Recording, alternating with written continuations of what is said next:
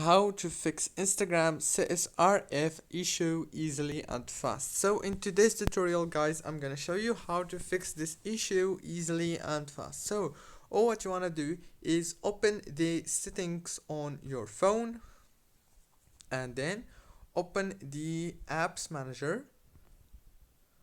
On this page you will find all the apps that you have on your phone.